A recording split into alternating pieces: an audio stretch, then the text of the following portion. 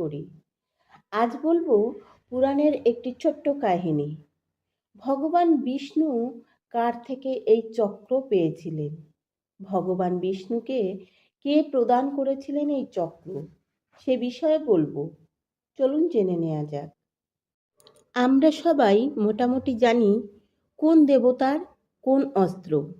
যেমন মহাদেবের ত্রিশূল, মা কালীর খড়গ, কার্তিকের তীরধনুক, ইন্দ্রদেবের বজ্র, নারায়ণের সুদর্শন চক্র।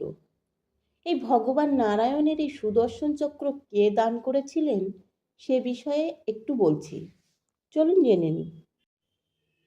প্রজাপতি কশ্যপের প্রথমা পত্নী অদিতির গর্ভে জন্মগ্রহণ করেন দেবতাগণ এবং দ্বিতীয় পত্নী দিতির গর্ভে জন্মগ্রহণ করেন অসুরগণ। দেবতা অসুরগণ বৈমাত্রেয় ভাই, ফলে তাদের মধ্যে কখনো সদ্ভাব ছিল না, বরাবরই যুদ্ধ লেগে থাকত। যেমন বর্তমান সময়ে ধার্মিক এবং অধার্মিকের মধ্যে দ্বন্দ্ব লেগে আছে, ন্যায় অন্যায়ের মধ্যে দ্বন্দ্ব লেগে আছে, সত্য এবং মিথ্যার মধ্যেও দ্বন্দ্ব লেগে আছে।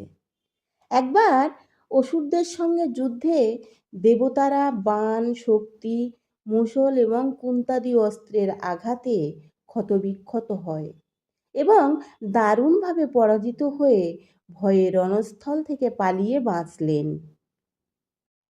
পরাজিত দেবতারা তখন তাদের রক্ষাকর্তা হিসাবে শ্রীবিষ্ণুর শরণাপন্ন হলেন। দেবগণকে বিষণ্ণ দেখে বললেন, হে দেবগণ, এমন দশা তোমাদের কে করল? এমন বিক্রমশূন্য অবস্থা কেন? আমি তোমাদের দুঃখ দূর করবার চেষ্টা করব। এই আশ্বাসবাণী শুনে দেবতারা তাকে প্রণাম জানিয়ে সব কথা খুলে বললেন, হে ভগবান, আপনি আমাদের গতি এবং এই জগতের কর্তা। আপনি শরণাগত বৎসল। আমরা দানবদের দ্বারা পরাজিত হয়ে আপনার শরণাপন্ন হয়েছি। দানবদের বিনাশ করে আমাদের আপনি রক্ষা করুন। দৈত্যরাও অজেয় হওয়ার বর লাভ করেছে। বৈষ্ণবাস্ত্র, ব্রহ্মাস্ত্র, মাম্মাস্ত্র, রাবণ পাব্যজন্য, ঐশান প্রভৃতি অস্ত্র ব্যবহার করে আমরা তাদের মারতে পারলাম না। হে নারায়ণ, আপনার সূর্যমণ্ডলে উৎপন্ন যে চক্র দিনমণিকে নিক্ষেপ করেছিলেন, সেটি সেই মুনির কুক্ষিগত করে রেখেছে। দণ্ড, ধনু প্রভৃতি আপনার অস্ত্রগুলিও দৈত্যগণ লাভ করেছে। তাহলে এখন ওই দুষ্টু দৈত্যরা বিনষ্ট হবে কিভাবে? দেবাদিদেবের মহেশ্বরের জলরাসুরকে বিনাশ করার জন্য সুতীক্ষ্ণ এক সুদর্শন চক্র সৃষ্টি করেন। আপনি যদি সেই চক্রটি লাভ করতে পারেন, তবে এর দ্বারা দৈত্যের বিনাশ করতে পারবেন। ব্রহ্মাদি দেবতাদের এই কথা শুনে শ্রীহরি তখন বললেন, হে দেবগণ, আর কালে বিলম্ব না করে এসো, আমরা মহেশ্বরের কাছে গিয়ে এই অভিলাষ পূর্ণ করব। সেই সুতীক্ষ্ণ সুদর্শন চক্র লাভ করে অসুরগণকে সবান্ধবে নিধন করে তোমাদের পরিত্রাণ করব। এই কথা বলে শ্রীহরি বিশ্বকর্মার দ্বারা মেরু পর্বতের তুল্য শিবলিঙ্গ স্থাপন করে তরিতাক্ষ রুদ্রমন্ত্রে আর রুদ্রমুক্ত দ্বারা স্নান করিয়ে যথাবিধি মতো পূজা করলেন। তারপর শঙ্করের সহস্র নাম পাঠ করে প্রণাম জানালেন।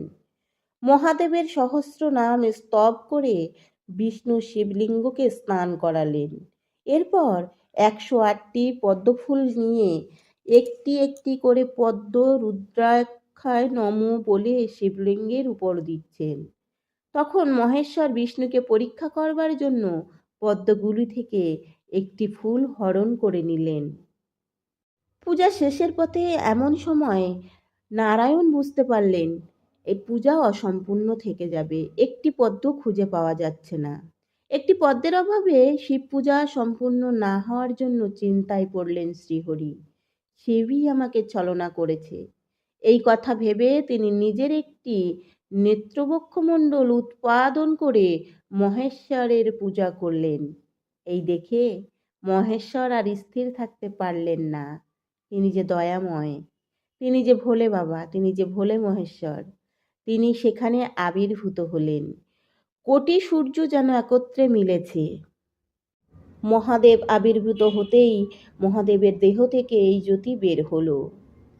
দিব্যাকার ভাষ্যমাকা মহেশ্বরকে দেখে শ্রীহরি আনন্দে উন্মত্তের মতো হয়ে নমস্কার করলেন। শিবের ঊর্ধ্ব দেহভাগ দীপী চর্ম উত্তীর্য আকারে, দন্তরাশি সুতীক্ষ্ণ, ত্রিলোচনের এই ভয়ঙ্কর রূপ দেখে ইন্দ্রাদি দেবতাগণ সেখান থেকে পালিয়ে গেলেন। সেই মূর্তি চারিদিক তেজ দ্বারা 7 যোজন পর্যন্ত দগ্ধ করে ফেলল। তখনও শ্রীহরি হাত জোড়ে মহেশ্বরের সামনে দাঁড়িয়ে। সব দেবদেবতারা পালিয়ে গেছেন এবং শ্রীহরি জোড়হাত করে মহেশ্বরের সামনে দাঁড়িয়ে আছেন দেখে ঈষৎ হেসে মহাদেব বললেন, হে জনার্দন, দেবকাব্য সাধন করার জন্য আমি আপনাকে এই সুদর্শন চক্র দান করলাম, আপনি গ্রহণ করুন। এই কথা বলে মহেশ্বর শত সূর্যতুল্য সুদর্শন চক্র আর তার পদ্মের সুদৃশ নয়নও দান করলেন।